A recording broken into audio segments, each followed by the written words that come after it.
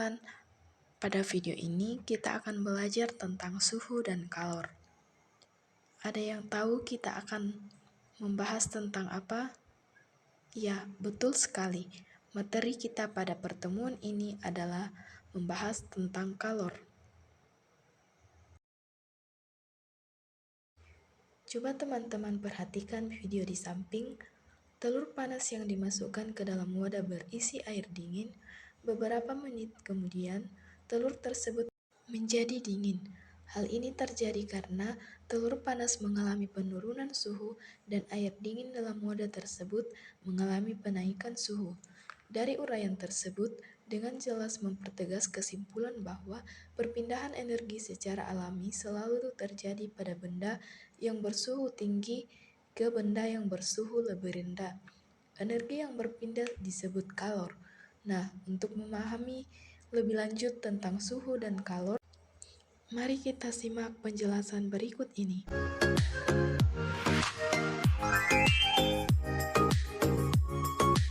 Oke teman-teman, apa kabar semuanya? Semoga kita semua selalu diberikan kesehatan oleh Allah Subhanahu wa Ta'ala sehingga dapat mengikuti pembelajaran ini dengan baik. Nah, teman-teman, seperti biasa sebelum kita masuk ke pembahasan, saya akan menyampaikan tujuan pembelajaran kita kali ini, yaitu yang pertama, teman-teman mampu mengetahui pengertian serta perbedaan dari suhu dan kalor. Kemudian, yang kedua, teman-teman mampu mengetahui fungsi kalor, dan yang ketiga, teman-teman mampu mengetahui kegiatan sehari-hari yang menunjukkan penggunaan energi panas.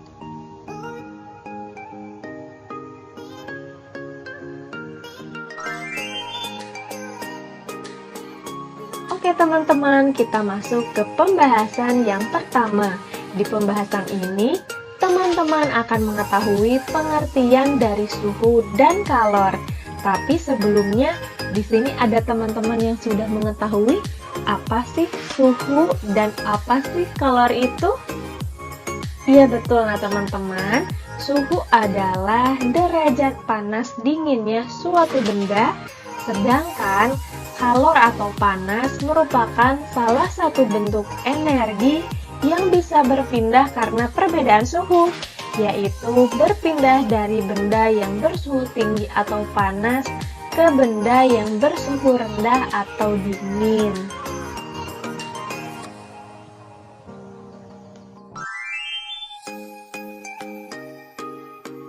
Nah, teman-teman, selanjutnya kita akan mengetahui perbedaan dari kalor dan suhu. Nah, teman-teman, panas adalah salah satu bentuk energi, sedangkan suhu adalah suatu besaran atau derajat besaran. Kemudian perbedaan yang kedua, panas dapat diukur menggunakan kalorimeter, sedangkan suhu dapat diukur menggunakan termometer. Selanjutnya perbedaan yang ketiga, yaitu satuan panas adalah kalori, sedangkan satuan suhu adalah derajat Celcius, derajat Reaumur, derajat Fahrenheit, dan Kelvin. Kemudian perbedaan selanjutnya yaitu panas dapat berpindah dari satu benda ke benda lainnya, sedangkan suhu tidak dapat berpindah namun bisa naik dan turun.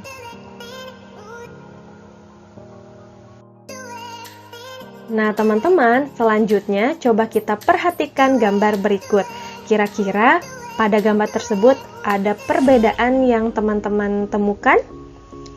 Iya betul, pada gambar ukuran kedua panci berbeda. Panci A lebih besar dari panci B. Selain itu juga, panci A berisi air lebih banyak dibanding panci B ya teman-teman. Nah, lalu jika kedua panci berisi air itu dididihkan, maka panci manakah yang akan memerlukan waktu lebih lama untuk mendidihkan air di dalamnya? Ada yang tahu? Iya betul, jawabannya adalah panci A yang membutuhkan waktu lebih lama dari panci B untuk mendidihkan air. Karena jumlah air dalam panci A lebih banyak daripada air yang ada di panci B. Nah, teman-teman, ada yang tahu bagaimana hubungan antara energi panas yang dibutuhkan untuk mendidihkan air di dalam panci dengan suhu air di dalamnya? Ada yang tahu? Jadi, hubungannya semakin banyak jumlah air, semakin banyak energi panas yang dibutuhkan untuk mendidihkannya. Nah, teman-teman, dari pernyataan tersebut jadi dapat kita tarik kesimpulan bahwa kegiatan yang berbeda memerlukan energi panas yang berbeda juga.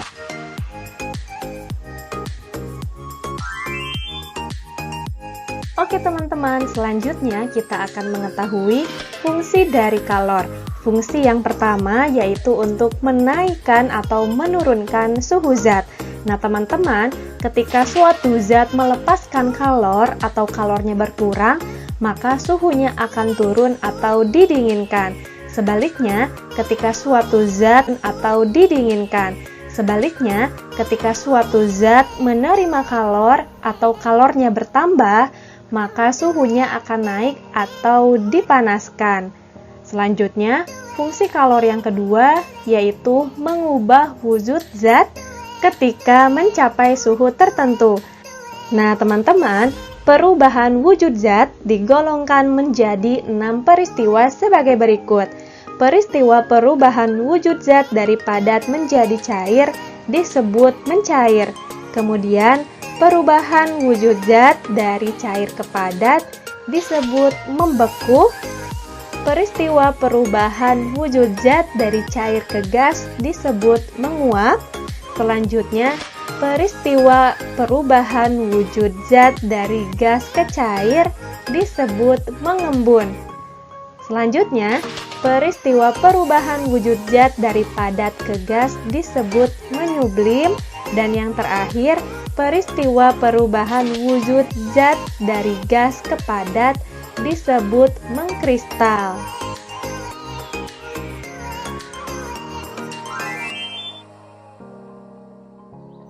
Nah, teman-teman, berikut ini adalah beberapa contoh kegiatan sehari-hari yang menunjukkan penggunaan energi panas. Nah, bisa teman-teman baca di tabel, jangan lupa pause videonya, kemudian teman-teman pahami ya.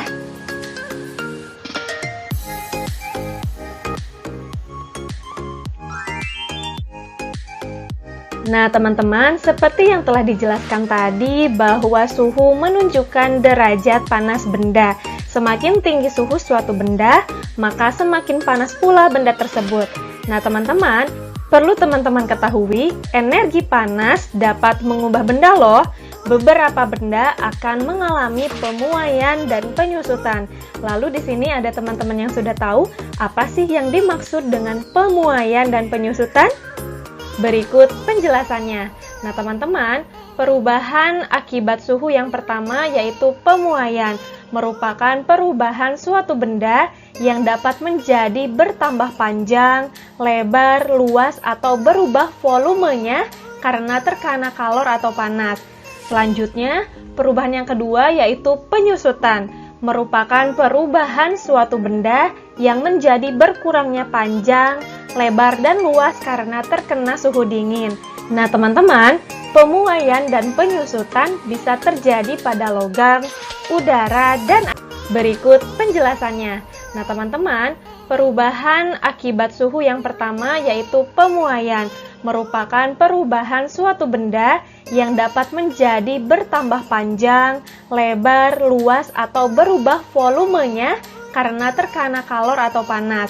Selanjutnya, perubahan yang kedua yaitu penyusutan, merupakan perubahan suatu benda yang menjadi berkurangnya panjang, lebar, dan luas karena terkena suhu dingin. Nah, teman-teman, pemuaian dan penyusutan bisa terjadi pada logam, udara, dan air. Nah, teman-teman, berikut ini adalah beberapa contoh pemuaian dan penyusutan benda akibat suhu. Contoh yang pertama, yaitu bingkai jendela dibuat sedikit lebih lebar dari ukuran sebenarnya untuk ruang muai.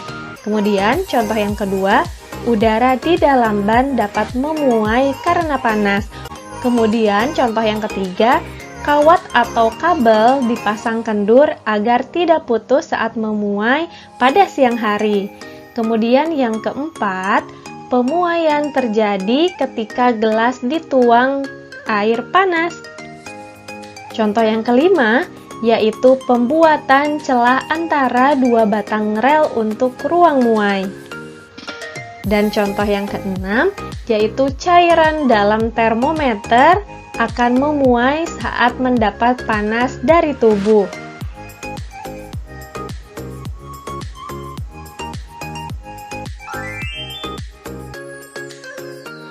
Oke teman-teman, tadi teman-teman telah mengetahui pengertian dari suhu dan kalor, kemudian teman-teman telah mengetahui perbedaan dari keduanya, fungsi kalor, contoh kegiatan dalam kehidupan sehari-hari yang menggunakan energi panas, beserta contoh pemuaian dan penyusutan akibat suhu ya teman-teman.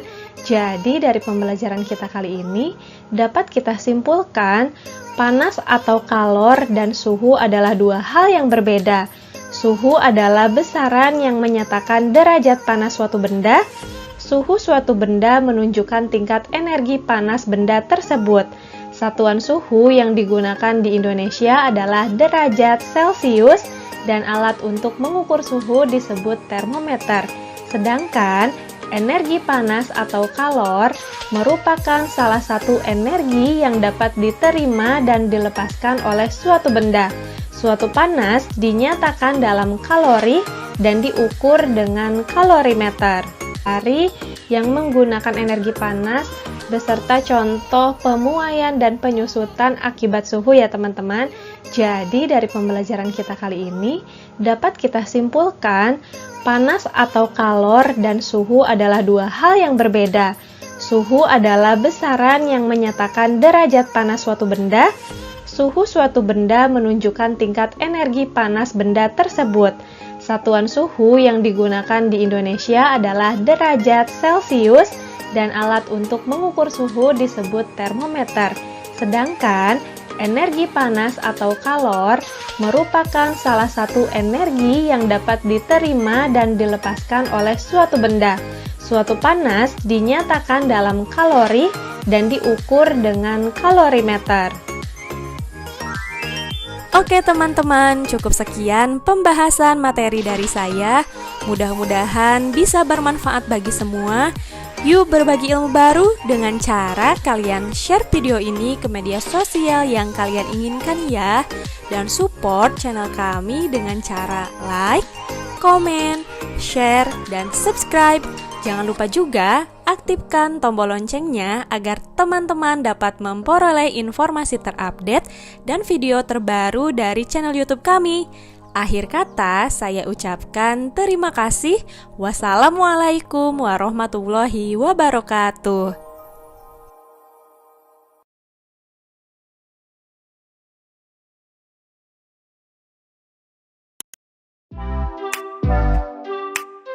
Saat demam, tubuhmu akan terasa panas jika dipegang.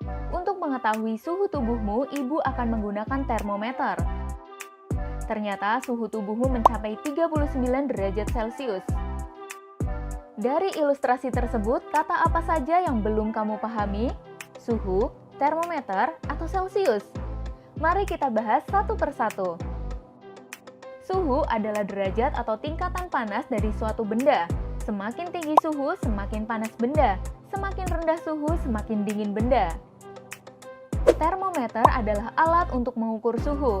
Termometer ada banyak jenisnya. Yang paling sering digunakan adalah termometer alkohol, termometer raksa, dan termometer digital. Celcius adalah skala suhu yang umum digunakan di Indonesia. Skala suhu lainnya adalah Kelvin, Reaumur, dan Fahrenheit. Dalam ilmu fisika dikenal juga istilah kalor. Kalor merupakan energi panas yang dapat diterima atau dilepaskan oleh benda. Dari mana ya kalor berasal? Sumber kalor terbesar di bumi adalah matahari. Selain matahari, ada juga api.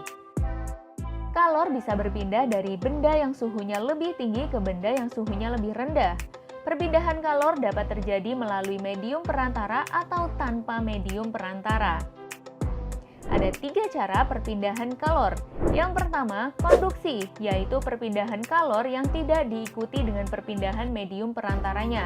Perpindahan kalor melalui benda padat biasanya terjadi secara konduksi.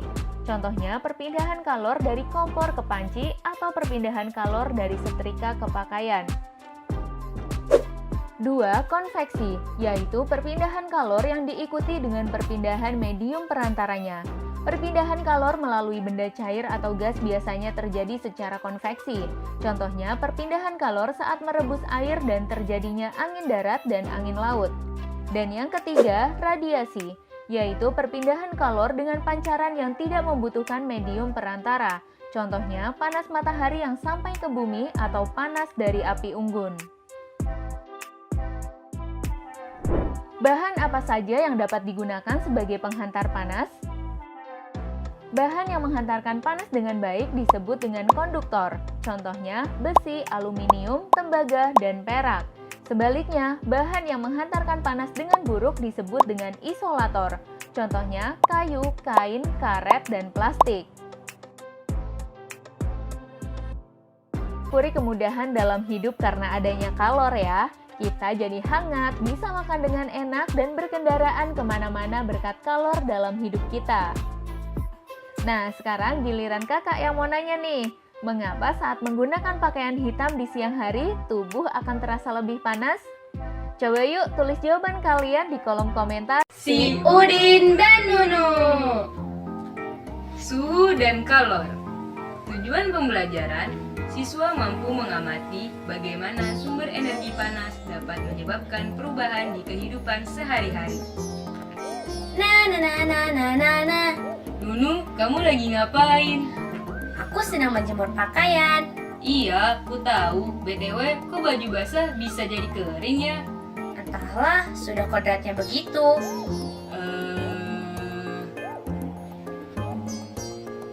Kok kayaknya rasanya di luar panas banget ya? Iya ya, aku jadi haus. Kayaknya apa yang kita rasakan ada hubungannya dengan bagaimana jemuran itu bisa kering. Ah iya, kamu benar juga ya. Sepertinya karena panasnya matahari membuat air-air yang ada di dalam baju menguap sehingga menjadi kering. Seperti halnya kita yang berada di bawahnya terik matahari, lama-kelamaan akan kepanasan dan menjadi dehidrasi. Wow, kamu hebat juga. Ada suara air mendidih. Bagaimana cara mematikannya ya? Au, panas sekali. Ya jelas panas, jangan dipegang badannya. Jika ingin memegang cairan tersebut, peganglah gagangnya, karena gagangnya tidak menghantarkan panas. Tahukah kalian dari kedua peristiwa yang kami alami tadi merupakan sumber energi panas? Benda yang dapat menghasilkan energi panas disebut sumber energi panas. Sumber energi panas dapat kita jumpai di alam, salah satunya adalah matahari. Matahari merupakan sumber energi panas terbesar. Semua makhluk hidup memerlukan energi panas matahari.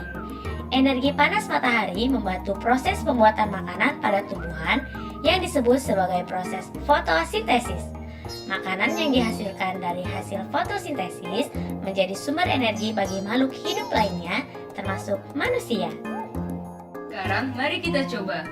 Gesekkan kedua tangan kita selama beberapa saat. Nah, apakah yang kalian rasakan? Tanganku terasa sedikit panas. Jika kalian merasakan hal yang sama, itu artinya kalian telah mengeluarkan energi panas. Energi panas tidak hanya berasal dari matahari, tetapi melalui gosokan antara dua benda juga dapat menghasilkan panas. Din, saya pernah melihat gambar di buku tentang bagaimana orang-orang dahulu menggunakan dua buah batu untuk menghasilkan api. Kelihatannya sulit sekali untuk mendapatkan api ya. Saya juga pernah melihatnya, Nu. Tapi saya melihatnya di sebuah majalah anak-anak. Beruntung ya kita dapat membaca. Saat siang hari, suhu udara di Indonesia sangat panas, bisa mencapai 35 derajat Celcius. Sehingga untuk menyegarkan tubuh, orang-orang memasukkan es batu ke dalam minuman mereka. Namun, Ternyata lama-kelamaan es batu yang ada di dalam minuman tersebut jadi semakin kecil dan kemudian hilang. Apa yang terjadi dengan es batu tersebut? Selain itu, dalam kehidupan sehari-hari, kalian juga pasti pernah mengalami atau melihat kejadian-kejadian ini. Misalnya, ketika kita membuat kopi atau minuman panas, lalu kita mencelupkan sendok untuk mengaduk gulanya dan kita biarkan beberapa menit, maka sendok tersebut akan ikut panas. Nah, kenapa ya hal ini bisa terjadi? Semua pertanyaan yang diajukan tadi akan terjawab dengan mempelajari materi suhu dan kalor. Maka dari itu, kita harus menyimak pembelajaran ini sampai akhir.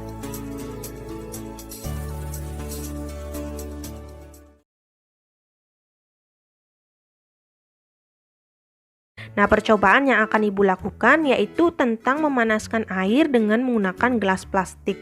Yuk, mari kita lakukan percobaan tersebut. Untuk alat yang dibutuhkan yaitu pertama 1 buah lilin. Kemudian ada 1 buah korek api. Terus ada 1 gelas plastik berisi air dan 1 gelas plastik yang kosong.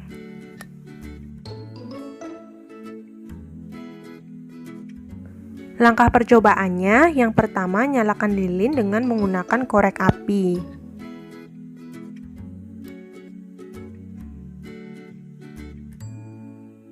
Pada percobaan yang pertama, siapkan gelas plastik yang kosong, kemudian bakar bawah gelas plastik tersebut.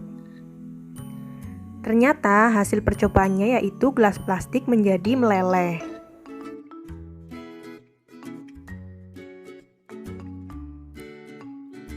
Pada percobaan yang kedua, siapkan gelas plastik yang berisi air. Kemudian, bakar gelas plastik tersebut. Ternyata hasil percobaannya yaitu gelas plastik tidak meleleh. Mengapa percobaan pertama dengan percobaan kedua berbeda?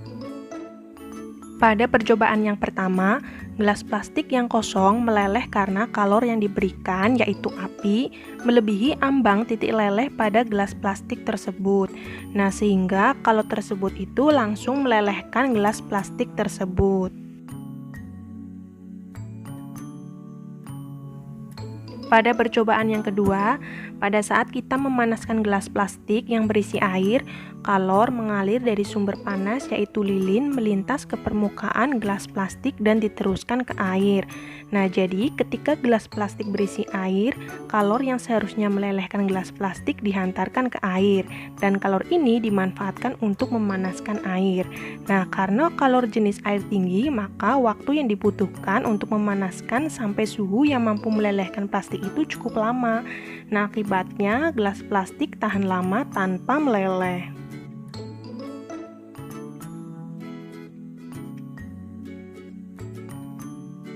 Sekian praktikum pada hari ini mengenai suhu dan kalor. Sampai berjumpa. Percobaan tentang perpindahan kalor atau panas secara konveksi. Sebelumnya, kita akan membuat es warna terlebih dahulu ya. Siapkan air dalam 2 wadah terpisah. Sendok untuk mengaduk. Pewarna makanan warna apa saja ya? Di sini saya menggunakan warna merah dan hijau. Selain itu, siapkan plastik es yang kecil ya.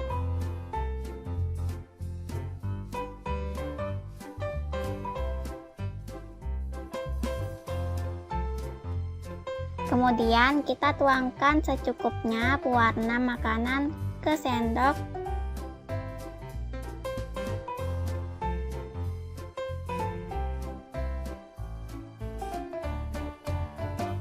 Lalu masukkan ke dalam gelas yang berisi air. Lalu aduk hingga tercampur rata.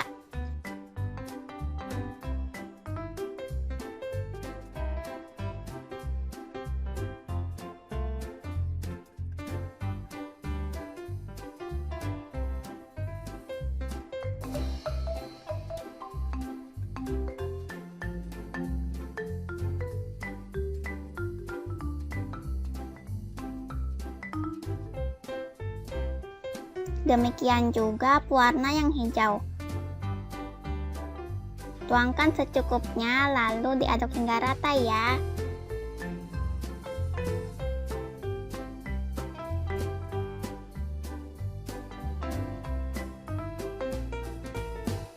Nah, kita sudah membuat air merah dan air hijau.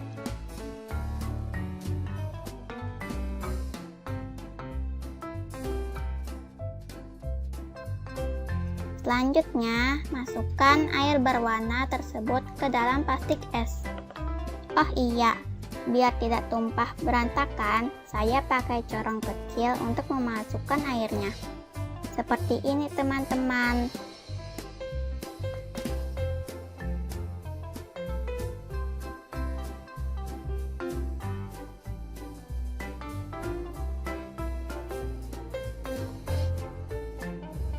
Jangan lupa diikat ya. Bisa pakai karet atau diikat langsung juga boleh.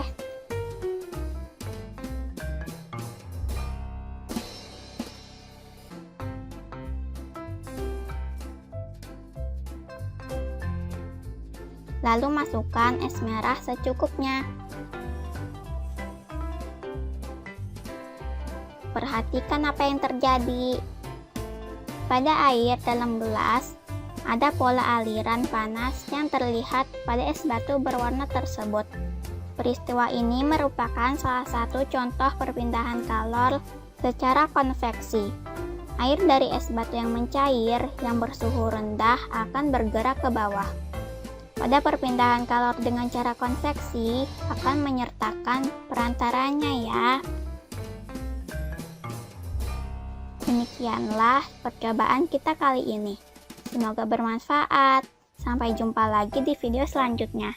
Dadah!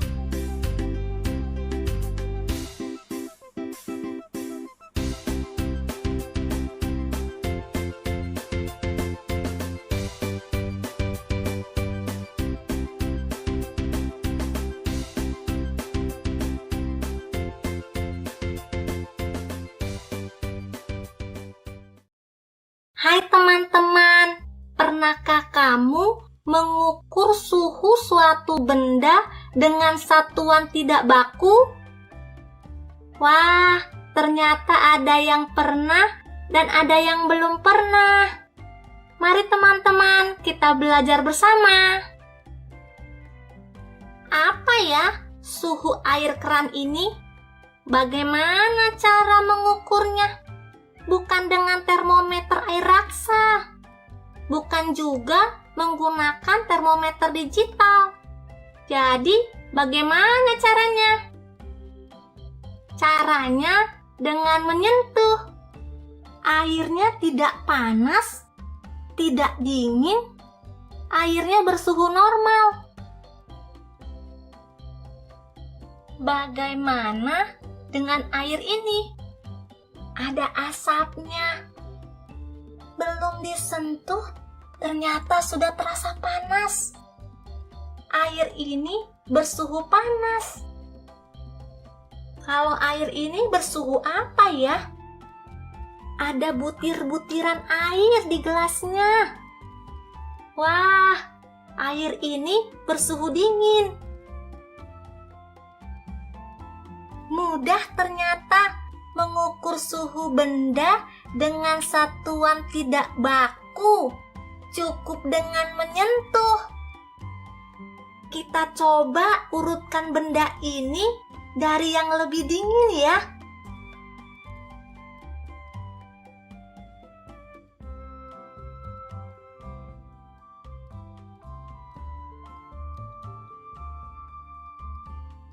Benar sekali. Es krim, jus, kopi. Suhunya dingin, normal, panas.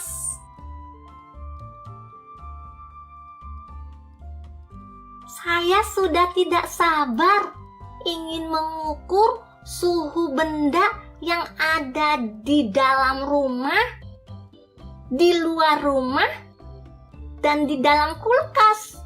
Ayo teman-teman, kita ukur. Jangan lupa ya, dengan cara disentuh. Sampai jumpa teman-teman pada video pembelajaran selanjutnya. Dadah, bye-bye.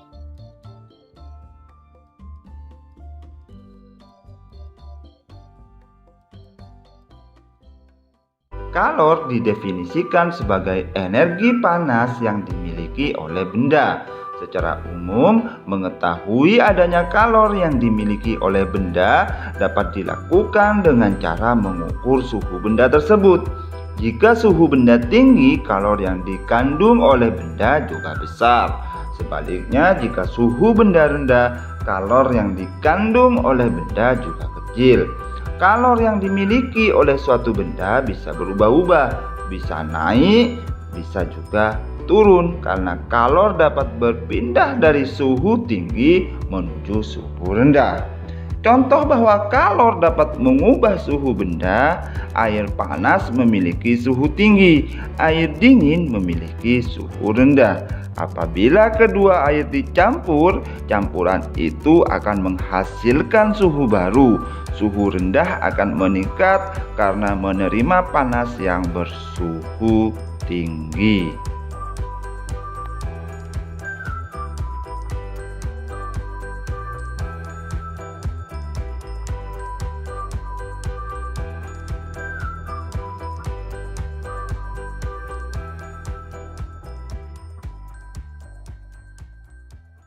Panas atau kalor dapat berpindah dari benda yang bersuhu tinggi ke benda yang bersuhu rendah. Bagaimanakah panas dapat berpindah? Panas dapat berpindah melalui 3 cara, yaitu konduksi atau hantaran, konveksi atau aliran, dan radiasi atau pancaran. Seperti apa ya masing-masing perpindahan panas itu? Perpindahan panas yang pertama disebut konduksi atau hantaran, yaitu perpindahan panas atau kalor tanpa diikuti perpindahan zat perantaranya. Umumnya, perpindahan kalor secara konduksi ini terjadi pada zat padat. Peristiwa konduksi dapat diumpamakan dengan kegiatan memindahkan buku secara estafet yang dilakukan oleh kamu dan teman-temanmu. Buku yang dipindahkan secara estafet kita umpamakan sebagai kalor, dan orang yang memindahkannya sebagai zat perantara. Ketika kamu dan teman-teman memindahkan buku secara estafet, yang berpindah hanya buku itu saja, sedangkan kamu dan temanmu sebagai perantara tetap diam di tempat, tidak berpindah. Begitu pula dengan peristiwa konduksi, hanya kalorlah yang berpindah, sedangkan zat perantaranya tetap diam di tempat. Contoh peristiwa perpindahan panas secara konduksi dalam kehidupan sehari-hari. Yang pertama, pada saat kita memanaskan ujung logam. Pada ujung logam yang lain, lama-kelamaan akan terasa panas. Peristiwa kedua adalah pada saat kita mengaduk kopi yang panas. Sendok yang dimasukkan lama-kelamaan akan terasa panas juga. Contoh peristiwa konduksi yang ketiga adalah pada saat kita menyetrika baju. Baju yang disetrika akan ikut panas saat terkena setrika. Yuk kita coba dengan melakukan percobaan. Kita letakkan mentega pada ujung sendok, lalu kita panaskan ujung sendok tersebut. Maka yang terjadi adalah perpindahan panas secara konduksi, yaitu panas dari kompor akan mengenai sendok dan kemudian akan berpindah ke mentega. Sehingga lama-kelamaan mentega akan menjadi panaskan tadi. Sendok yang tidak dipanaskan juga akan terasa panas. Hal ini juga menunjukkan bahwa panas berpindah secara konduksi dari bagian sendok yang terkena panas ke bagian sendok yang tidak terkena panas. Perpindahan panas yang kedua adalah konveksi atau aliran. Perpindahan kalor secara konveksi ialah perpindahan kalor atau panas yang disertai dengan perpindahan zat perantaranya. Umumnya peristiwa perpindahan kalor seperti ini terjadi pada zat cair dan zat gas. Perpindahan panas secara konveksi dapat diumpamakan dengan kegiatan memindahkan setumpuk buku dari satu tempat ke tempat lain. Ketika kamu memindahkan buku tersebut ke tempat lain, tentu kamu akan ikut bersama dengan buku-buku tersebut.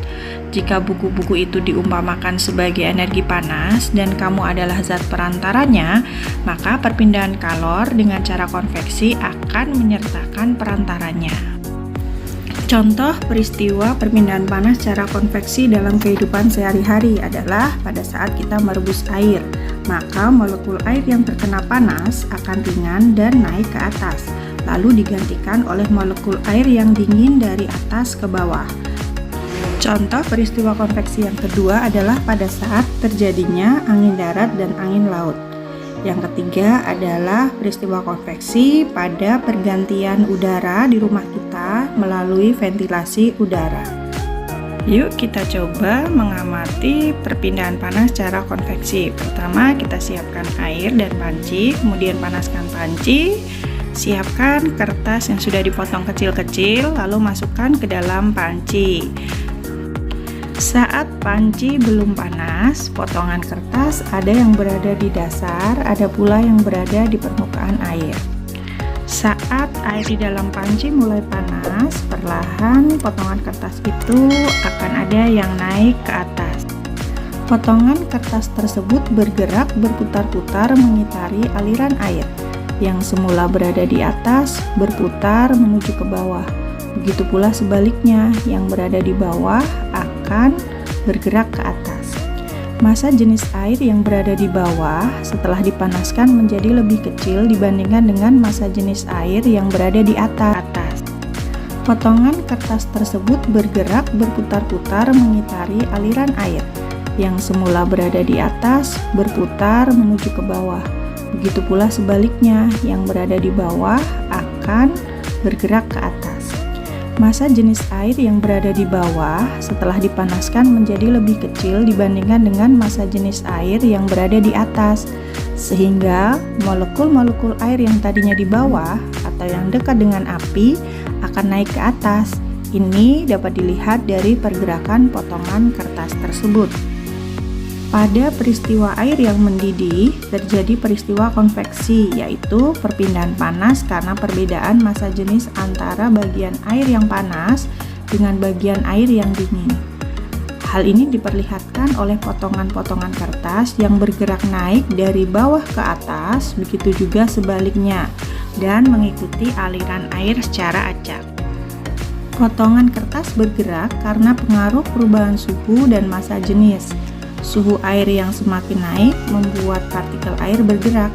Potongan kertas ikut bergerak bersama dengan bergeraknya partikel air. Peristiwa seperti ini juga terjadi pada saat kita memasak kacang hijau dan juga memasak bakso. Maka kamu akan bisa melihat butiran-butiran kacang hijau bergerak secara acak naik dan turun. Oke, kita lanjut ke jenis perpindahan panas yang ketiga, yaitu radiasi atau pancaran. Radiasi atau pancaran adalah proses perpindahan kalor atau panas yang tidak memerlukan zat perantara. Perpindahan kalor secara radiasi berbeda dengan konduksi dan konveksi. Pada radiasi, agar terjadinya perpindahan kalor, kedua benda tidak harus bersentuhan karena kalor dapat berpindah tanpa zat perantara. Artinya, kalor tersebut akan dipancarkan ke segala arah oleh sumber panas dan akan mengalir ke segala arah. Contoh perpindahan panas secara radiasi adalah pada saat kita berada di pinggir api unggun, kita akan merasakan panas api unggun menyentuh ke badan kita. Lalu pancaran panas matahari yang menuju ke bumi sehingga bumi kita menjadi hangat, dan juga bohlam lampu yang menghasilkan panas dan membuat ruangan menjadi hangat. Perpindahan panas secara radiasi ini juga dimanfaatkan oleh peternak untuk menghangatkan telur ayam pada proses penetasan telur, sehingga telur merasa hangat dan dapat menetas menjadi anak ayam. Sumber energi panas apa saja yang ada di bumi? Mari kita simak penjelasan berikut ini. Benda yang dapat menghasilkan energi panas disebut sumber energi panas. Sumber energi panas dapat kita jumpai di alam, salah satunya adalah matahari. Matahari merupakan sumber energi panas terbesar. Semua makhluk hidup memerlukan energi panas matahari. Energi panas dapat dihasilkan ketika terjadi gesekan antara dua benda. Menggosokkan kedua telapak tangan selama 1 menit akan menimbulkan rasa panas. Sebuah mistar plastik yang digosok-gosokkan pada kain yang kering selama 2 menit akan menyebabkan permukaan mistar plastik itu terasa panas. Menggosokkan kedua telapak tangan serta gesekan antara mistar dan kain dapat menimbulkan energi panas. Energi panas juga dapat diperoleh dari api. Pada zaman dahulu, orang mendapatkan api dengan cara menggosokkan 2 buah batu yang kering sampai keluar percikan api. Selain itu, nenek moyang kita dahulu menggunakan kayu kering lalu digosok-gosokkan dengan tanah yang kering sampai keluar api. Ternyata gesekan 2 benda antara 2 batu kering dan gesekan antara 2 kayu kering dapat menghasilkan sumber energi panas berupa api. Energi panas matahari membantu proses pembuatan makanan pada tumbuhan yang disebut sebagai proses fotosintesis. Makanan yang dihasilkan dari hasil fotosintesis menjadi sumber energi bagi makhluk hidup lainnya, termasuk manusia. Wah, keren sekali ya. Ternyata energi panas matahari dapat menerangi bumi sehingga udara di bumi menjadi hangat. Dalam kehidupan sehari-hari, energi panas matahari dimanfaatkan dalam berbagai kegiatan manusia. Misalnya, panas matahari digunakan untuk mengeringkan padi setelah dipanen, mengeringkan garam, mengeringkan ikan asin, dan mengeringkan pakaian yang basah. Berikut adalah pemanfaatan sumber energi panas dalam kehidupan sehari-hari. Yang pertama adalah menjemur pakaian yang memanfaatkan sumber energi panas yang berasal dari matahari. Yang kedua adalah memasak air yang memanfaatkan sumber energi panas yang berasal dari api. Yang ketiga adalah menanak nasi yang memanfaatkan sumber energi panas yang berasal dari listrik. Dan yang keempat adalah suhu panas, memanfaatkan sumber energi panas yang berasal dari sinar matahari. Wah, mengasyikan sekali ya pembelajaran kali ini. Tidak terasa, sekian Sekian pembelajaran kali ini. Kurang lebihnya mohon maaf. Terima kasih banyak. Sampai jumpa. Tetap semangat dan giat belajar ya.